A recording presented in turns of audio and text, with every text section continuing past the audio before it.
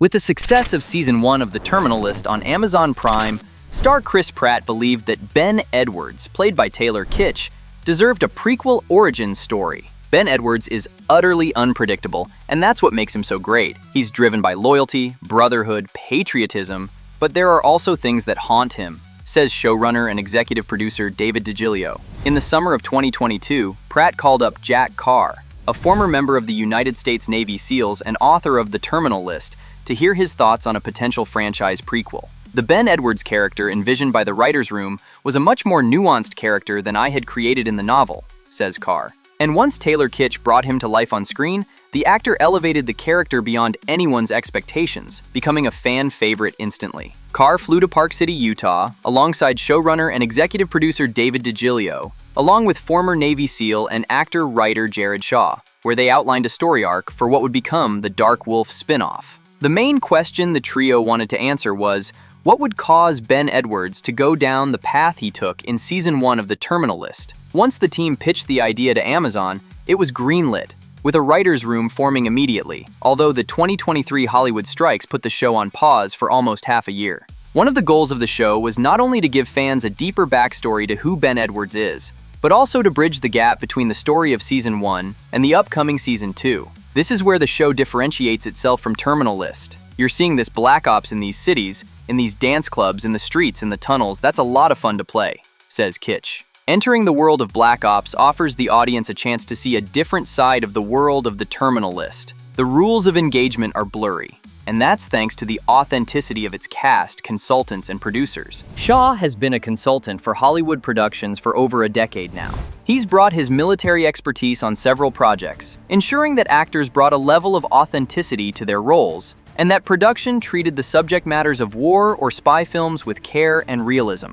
Shaw first worked with Chris Pratt on the 2012 Oscar-nominated film Zero Dark 30, which chronicled the hunt for Osama bin Laden. Since that gig, Shaw has performed as a stunt performer and actor in several films. He stars in The Terminal List as Pratt's best friend, Ernest Vickers, a Navy SEAL who has to come to grips with the loss of his entire team. Shaw says he's always loved acting, which is what made him wet his feet in the industry. He had done one-act plays in high school and even took acting classes while he was in the military. He was stationed in Coronado, allowing him the convenience of a 2-hour drive to LA once a week for acting classes. Although he consulted on numerous projects, it wasn't until he worked on the stunts alongside Pratt in Jurassic World that he began to get his foot in the door. But what expertise did Shaw bring to both The Terminal List and Dark Wolf? With a background as a sniper, he played a key role in shaping several of the film's sniper scenes. At times, he would step in to demonstrate correct shooting stances and how to properly look through a rifle scope. When lead technical advisor Ray Mendoza was stretched thin,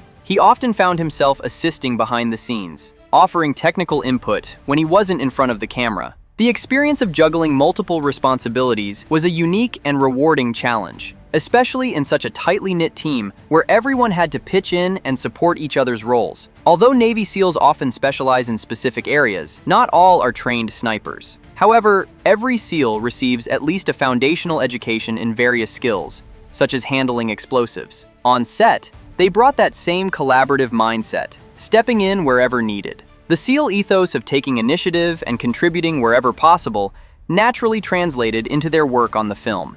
Fans know that stars Kitsch and Pratt are no strangers to action-packed stories. Both have starred on the big screen in Marvel films, Pratt as Star-Lord in the Guardians of the Galaxy series, the greater MCU, and Kitsch as X-Men hero Gambit in Fox's X-Men film. The actors have shared that their preparation for their Marvel roles and their Navy SEAL roles were very different. Both types of roles are incredibly demanding and athletic, but there were differences in the results. For Pratt and Kitsch, comic book films are about achieving a specific on-screen appearance, whereas a project like Dark Wolf emphasizes looking authentic while executing actions that showcase specialized expertise. These guys aren't fitness models, you know? I mean, there's a certain aesthetic to superheroes. You are making your body a prop. But the guys that we play in Dark Wolf are real guys. They're not like counting their carbs. They just work hard. They're strong, they have great cardio, good strength-to-weight ratio, so it's different, expressed Pratt. Kitsch has pointed out the need for their characters to have more meat on them.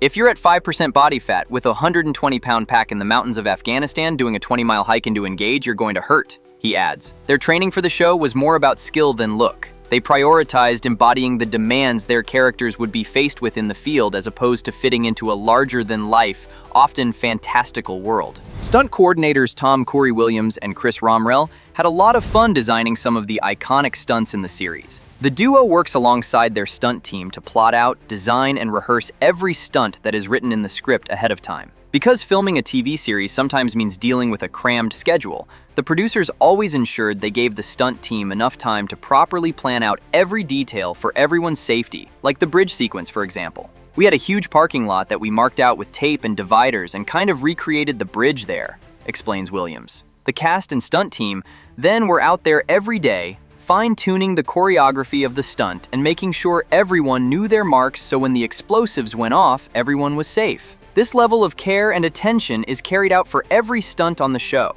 The cool thing is that the team also brings Navy SEALs to consult and give them detailed feedback for accuracy and authenticity.